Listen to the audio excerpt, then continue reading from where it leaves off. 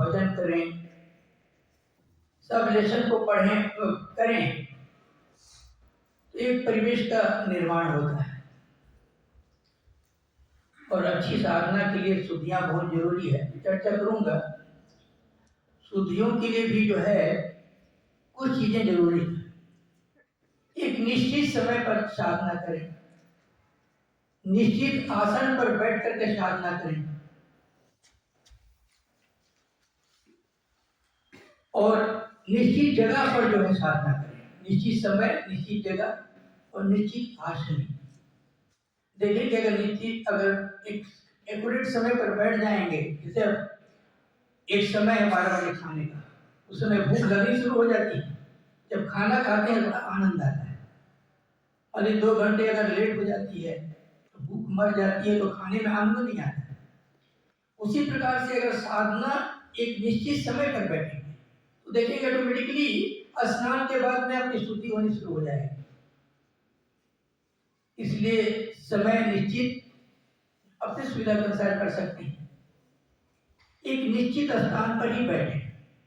बहुत सारे मार्गी जो घर में अपना साधना कक्ष बनाए हैं, वहीं बैठ करके अपने आसन भी रखें, वही आसनी पर साधना करेंगे तो देखेंगे आपको शुद्धि में जो है आपको जो है मदद मिलेगी। छोटी छोटी बातें हैं, खैर यम नियम का तो पालन करना ही है। और साधना में जो है शुद्धियों पर जो है विशेष ध्यान देना है। ये बहुत महत्वपूर्ण बातें हैं। छोटी छोटी बातें हैं मगर साधना जगत में बहुत महत्वपूर्ण बातें। और सबसे बड़ी बात है कि हमारे साधना का क्या ऑब्जेक्टिव है, इसको अच्छी तरह से समझ लेनी पड़ेगी। हम साधना करते हैं देने के लिए। हमारी साधना जो है देने की साधना है, देने की साधना नहीं। ऐसे लोग जो है कुछ पाने के लिए साधना करते हैं, मगर आनंदवान की साधना जो है देने की साधना है। हम अपने को दे करके, अपने मन को समर्पित करके, अपने मन को खो करके ही जो है परमात्मा की अनुभूति कर सकते हैं। तो ये बात आपको अच्छी तरह से जान लेनी चाहिए। हमारी साधना जो है देने की साधना है, हमको देना ही देना है, समर्पण की साधना है, पाने की साधना नहीं।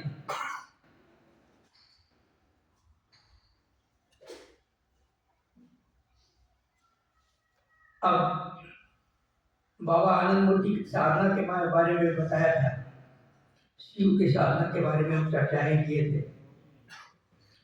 तो बाबा आनंद मूर्ति की साधना की क्या विशेषताएं हैं, क्योंकि इसको हमको अच्छी तरह से जो है समझना पड़ेगा। शिव आए, उन्होंने साधना दी, हम चर्चा भी किए, तंत्र साधना का शुरुआत किए, धर्म बोध दिए, शैव धर्म दिए। कृष्ण आए तारक ब्रह्म के रूप में, उन्होंने योग, भक्ति, प्रपत्ति, निष्काम कर्म, अध्यात्म, नैतिकता की चर्चा की है। और सामूहिक जीवन के लिए जो है महाभारत करवाए। इंडिया जो छोटे छोटे टुकड़ों में विभक्त था, उसको एक इंडिया, ग्रेटर इंडिया का निर्माण किए। अब बाबा इस 20th सेंचुरी में आए हैं आनंद मूर्ति, और बाबा के आने के पहले ही ज्ञान विज्ञान की बहुत उन्नति हो चुकी थी। हम जो है चांद में उड़ान भर रहे थे।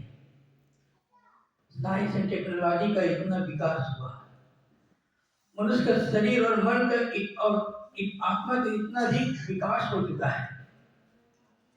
और इन्हीं बातों को ध्यान में रखते हुए युग के परिवर्तन के अनुसार बाबा ने जो है दर्शन दिए और शारीरिक, मानसिक और आध्यात्मिक साधना दिए, जो उन लोगों का जो है तीनों क्षेत्रों में व्यक्तित्व का निर्माण करके एक नए समाज का जो है निर्माण कर सके। और इसी को ध्यान में रख करके बाबा ने एक वैज्ञानिक साधना पद्धति दी है, जिसको हम कह सकते हैं तंत्र योग साधना। बाबा के साधना में, हमारे साधना में योग और तंत्र दोनों का जो है सम्मिश्रण है। बाबा ने बहुत सारी बातें जो है अष्टांग योग से भी ली है, और बहुत सारी बातें बाबा ने तंत्र से ली है। जैसे पुनश्चरण की प्रक्रिया है, कुंडली जागरण की प्रक्रिया है, ये सब जो है कौलाचार्य साधना की जो है प्रक्रिया है, जिसको बाबा ने लिए तंत्र से लिए। और बाबा की साधना की जो विशेषता है, हम इसको 6 भागों में जो है 7 भागों में विभक्त कर सकते हैं। तो ये प्रैक्टिकल व्यवहारिक बातें हैं, उसी पर चर्चा होगी।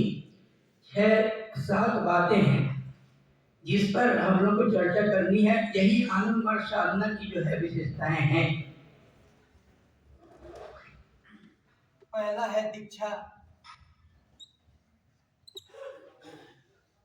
दूसरा है मंत्र, तीसरा है यंत्र,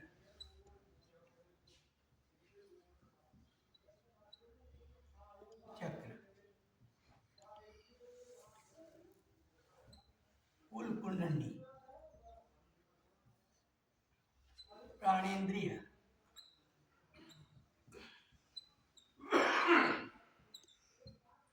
चौथा है ध्यान,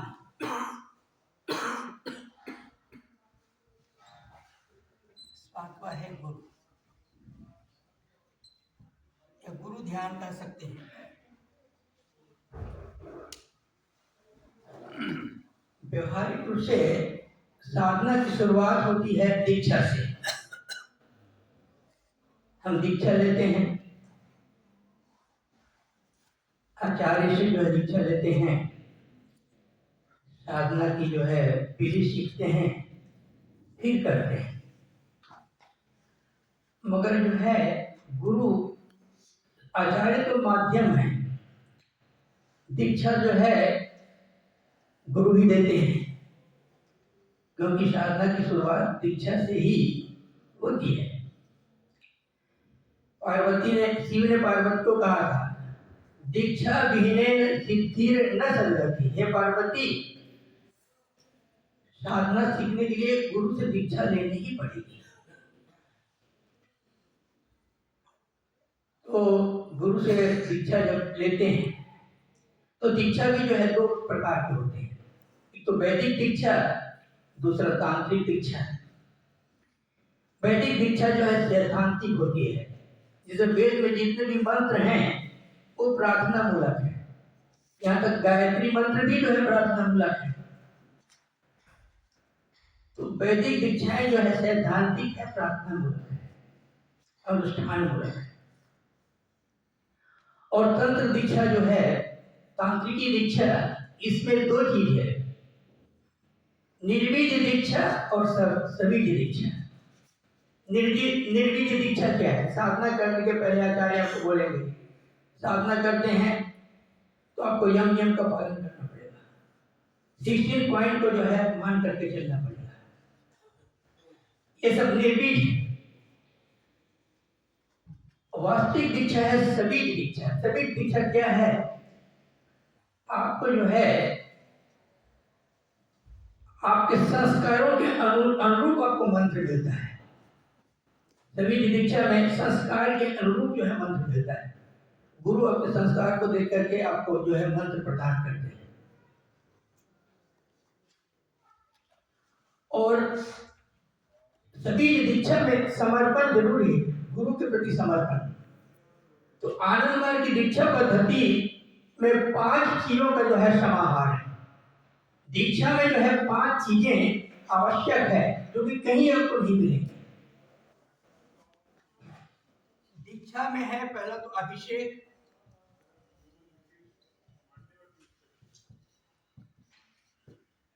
दूसरा है दक्षिणा, जिसको गुरु दक्षिणा बोलते हैं, तीसरा है दीपनी, चौथा है मंत्राघात, पांचवा है मंत्र चैतन्य।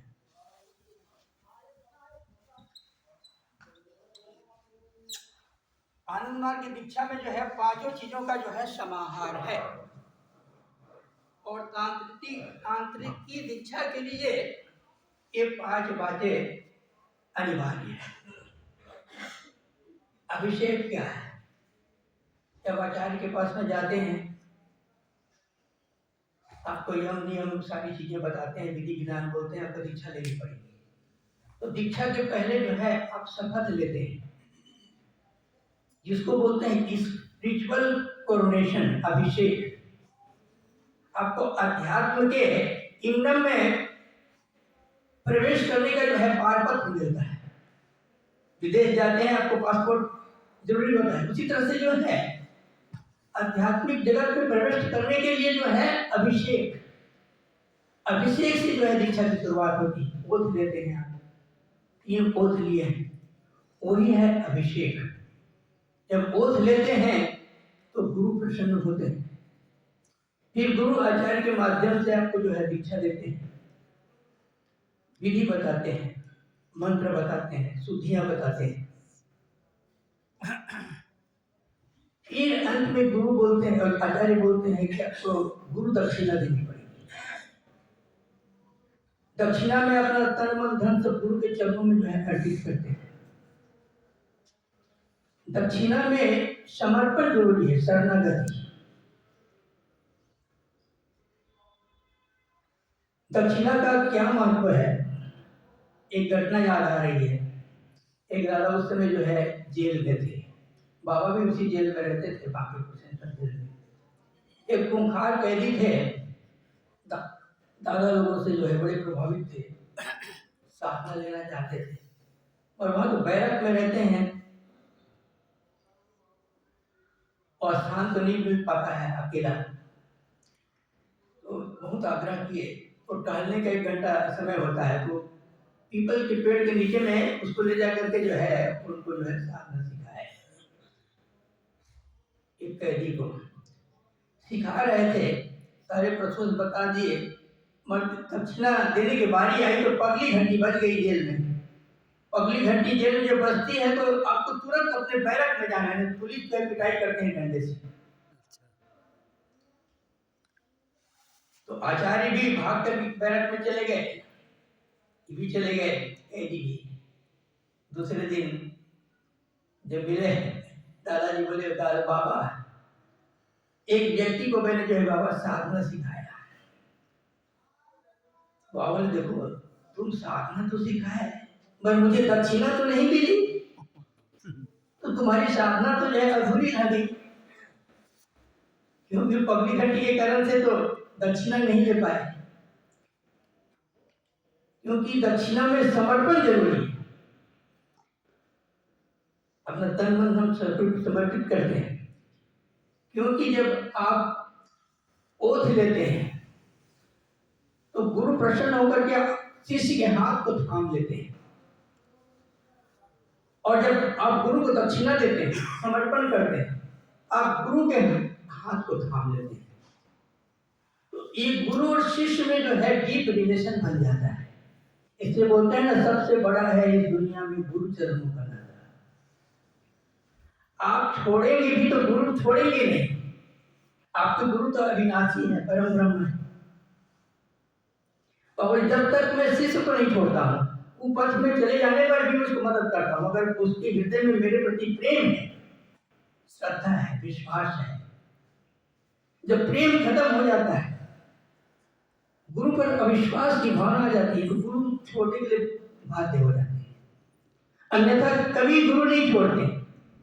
गुरु शिष्य का जो ये रिश्ता है, जन्म जन्मांतर का, यही है जो है दक्षिणा। और तांत्रिक दक्षिणा में सबसे बड़ी बात है दीपनी। गुरु जब आचार्य जब दीक्षा देते हैं, मंत्र देते हैं, तो आपको दीपनी शुद्धियां,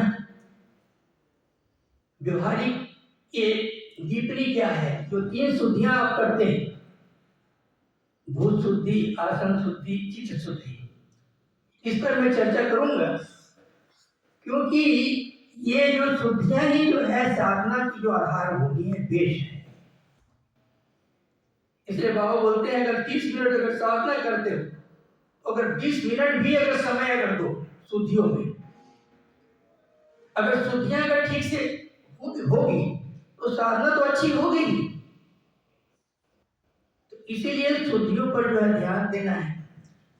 ये 3 शुद्धियां जो है, बुद्ध शुद्धि, आसन शुद्धि, चित्त शुद्धि, यही साधना का जो है आधार है। आप साधक हैं, आप जानते हैं बुद्ध शुद्धि में क्या करते हैं। आप अपने मन को जो है भौतिक जगत से विड्रॉ करते हैं, हटाते हैं, क्योंकि मन हमेशा भौतिक जगत में घूमता है। जब तक मन भौतिक जगत में घूमेगा साधना नहीं हो सकती। इसलिए हम मन को जो है भौतिक जगत से जो है विड्रॉ करने का कार्य करते हैं। तो मन को मान लीजिए भौतिक जगत से विड्रॉ कर रहे हैं, मगर आपके शरीर के अणुपरमाणु में तो माइंड तो है ना। आसन शुद्धि में क्या करते हैं, भूत शुद्धि, withdrawal of the mind from the external mindness, और जो है आसन शुद्धि में withdrawal of the mind from the internal mindness. ये माइंड है और माइंड कार्य करती है वृत्तियों के माध्यम से, और चक्र में ही जो है वृत्तियां हैं। इसलिए देखेंगे आसन शुद्धि में विभिन्न चक्रों से जो अपने माइंड को जो है ऊपर ले जाते हैं, क्योंकि हर एक चक्रों में विभिन्न वृत्तियां हैं। आप जानते हैं, हमको एक्सप्लेन करने की जरूरत नहीं है। तो आप जो अपने मन को जो है अंतर्मुखी बना रहे हैं, माइंड जो है ही एक्सटर्नल इंटरनल जगत, एक्सटर्नल जगत का कारण है। तो मन को भी अंतर्मुखी बनाते हैं, उसके लिए मन को जो है चक्रों से जो है ले जाते हैं। चक्र में वृत्तियां हैं, अगर वृत्तियां अगर शांत हो गई तो माइंड भी आपको शांत होगा, कंसंट्रेशन अच्छी होगी। और तीसरा जो है चित्त शुद्धि करते हैं।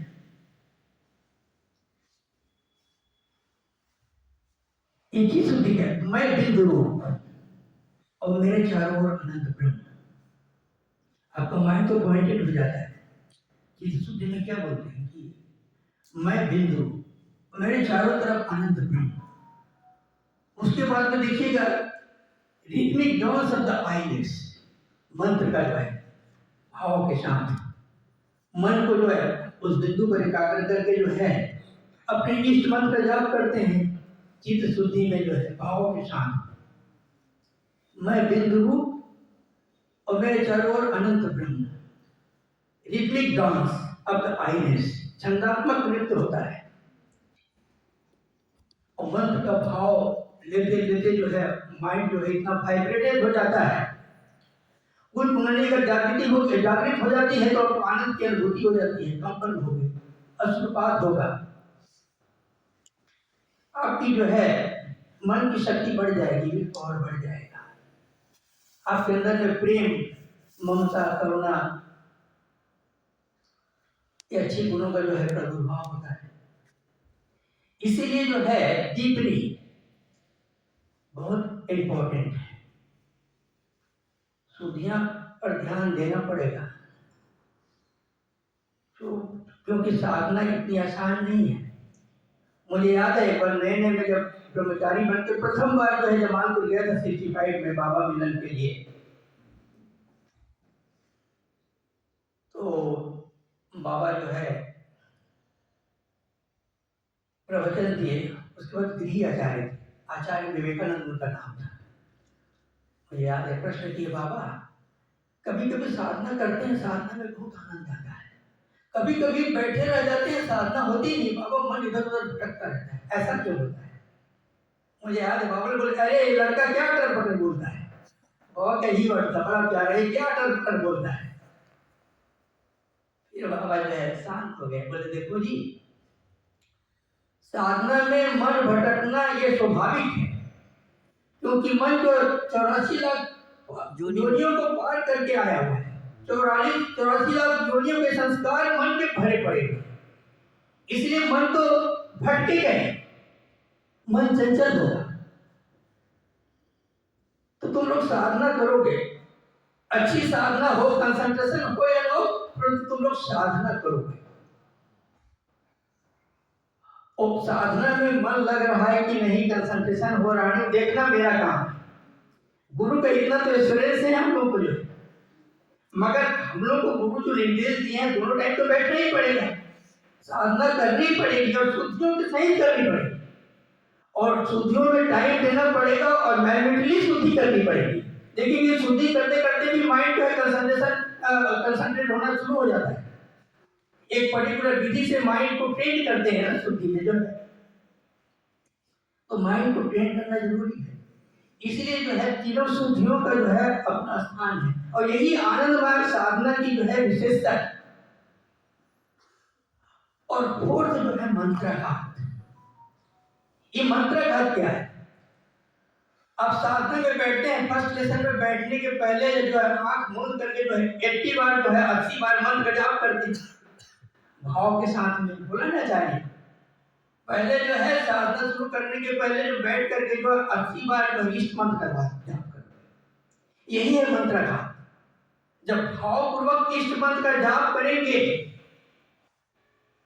तो आपकी कुंडली जो है एनर्जाइज होगी, स्पंदित होगी और आपको एक आनंद स्पिरिचुअल वाइब्रेशन की जो है अनुभूति होगी। ये है मंत्राघात। जो क्रिटिकल मंत्राघात है, जो 80 बार जो इष्ट मंत्र जाप करते हैं, तो इसको बहुत सिस्टमेटिक ढंग से जो इष्ट मंत्र जाप करना है, यही जो है बेस बनता है।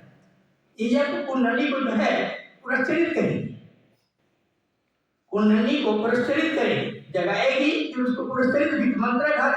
ये जो है स्वयं कुंडली को मंत्राघात तो जगाती है, वो तो 3.5 लपेटा मार करके सोई हुई है डिवाइन पावर। और यही कुंडली जो है सारे साधकों का जो है साधना करने की जो है प्रथम बिंदु है। साधना की शुरुआत जो है कुल कुंडली से ही होती है, इसीलिए बोलते हैं सहज योग। कुंडली जागृत की साधना ही जो है सहज योग, स्वाभाविक है।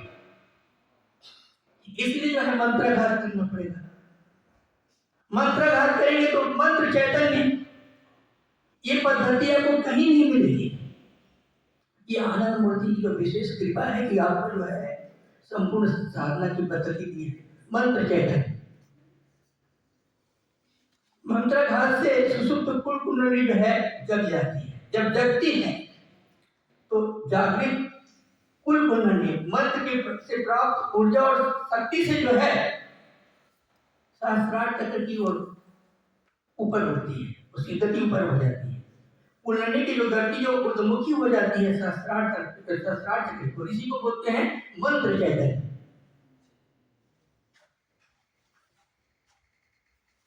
और जब आप मंत्र का मीनिंग के साथ में जो है जब इष्ट मंत्र का जाप करते हैं, उसको भी बोलते हैं मंत्र चैतन्य। ये दीक्षा बोलते हैं ना, यतो दध्यात कुर्यात पाप दीप ज्ञानम यतो कुर्वात पाप क्षयं ततो तस्मात् इति दीक्षा इति सर्व तंत्र संपदा। इसको दीप ज्ञान आपको मिलता है। टार्च, अंधेरी रात है, आपको लक्ष्य पर जाना है, कुछ दिखाई नहीं दे रहा है, अगर टार्च है तो उसके सहारे से जो है लक्ष्य मंजिल तक पहुंच जाएंगे। ये दीपनी ही जो है आपकी जो है दीप ज्ञान है। तो ये है तीन शुद्धियां ही जो है ये दीप ज्ञान है। ये जो है आनंद मार्ग की दीक्षा पद्धति में पांचों चीजें हैं और इसके बगैर दीक्षा जो है पूर्ण हो ही नहीं सकती। इसलिए दीक्षा जो है व्यवहारिक है, सैद्धांतिक नहीं। प्रार्थनाओं से काम नहीं चलेगा, अनुष्ठानों से कार्य नहीं चलेगा, आपको तो करना पड़ेगा, एक पर्टिकुलर सिस्टम साइंटिफिक वे में करना पड़ेगा। दूसरा है जो है मंत्र। आप दीक्षा देते हैं तो गुरु आपको इष्ट मंत्र देते हैं, आचार्य गुरु आचार्यों के माध्यम से आपको जो है इष्ट मंत्र देते हैं।